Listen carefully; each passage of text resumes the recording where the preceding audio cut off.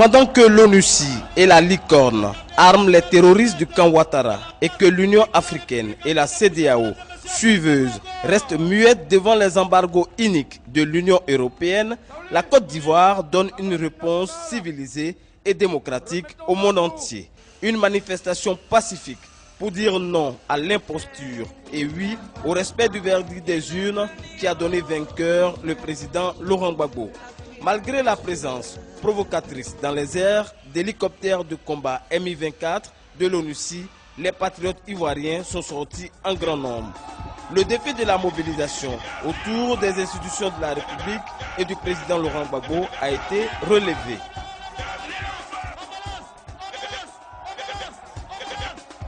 La cuvette de la mythique place de la République, une fois de plus, a été envahie par un monde fou, fou, fou.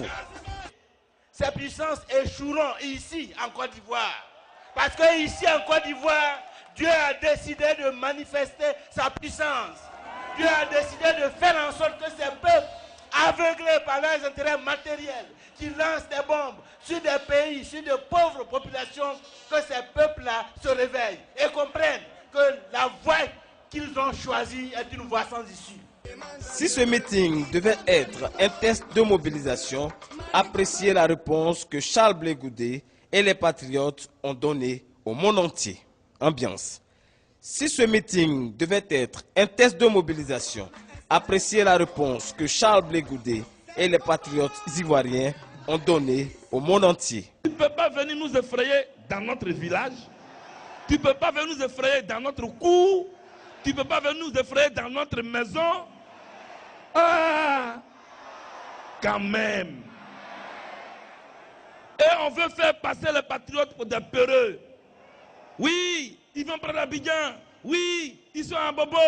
Je dis, oh les gars, si Alassane Ouattara avait les moyens de prendre Abidjan, il y a longtemps, il aurait pris Abidjan.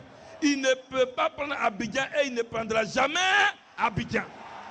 Il ne peut pas prendre Abidjan et il ne prendra jamais Abidjan. Ils viennent d'un quartier, ils disent et puis ils s'en vont. La guerre n'a pas commencé parce que nous, on ne veut pas faire la guerre. Et Gbagbo Laurent nous a enseigné. Il nous a enseigné ce que nous sommes en train de faire. Il nous a enseigné la mobilisation. Il nous a enseigné la démocratie. Il ne nous a pas enseigné la guerre civile. C'est pourquoi nous refusons la guerre civile. Il n'y aura pas de guerre civile en Côte d'Ivoire, comme le prévoit Nicolas Sarkozy. Il n'y aura pas de guerre civile en Côte d'Ivoire, comme le prévoit Ban Ki-moon. Il n'y aura pas de guerre civile en Côte d'Ivoire, comme le prévoit Obama. Il n'y aura pas de guerre civile en Côte d'Ivoire, comme le prévoit la CEDEAO. Il n'y aura pas de guerre civile en Côte d'Ivoire, comme le prévoit l'Union européenne. Il n'y aura pas de guerre civile en Côte d'Ivoire, comme le prévoit l'ONU. Parce que les Ivoiriens ne veulent pas de guerre civile. Ils veulent vivre décemment. Ils veulent vivre dans leur pays. Ils veulent être tranquilles. Ils veulent choisir Laurent Gbagbo comme président. Ils veulent qu'on laisse Gbagbo président.